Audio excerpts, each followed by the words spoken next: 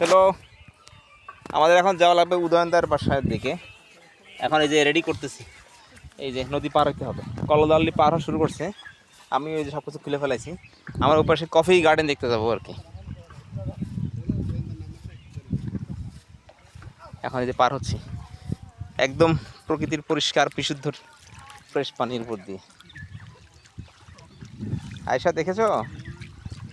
কত সুন্দর পরিষ্কার পানি, প্রবাহমান পানি। হ্যাঁ, একদম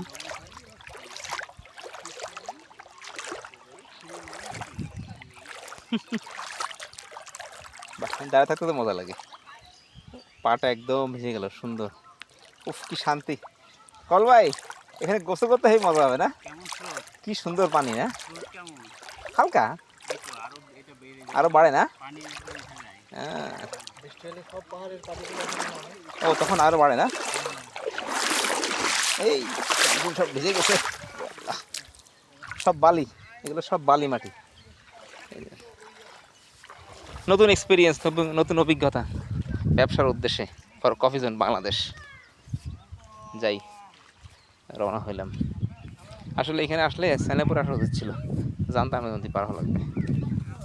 এখন পুরো খালি পায়ে হাঁটতেছি, বৃষ্টি হলে এখানে পুরোটাই পানি ভরে যায় তখন।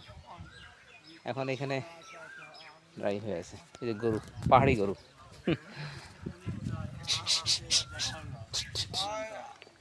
সর সর।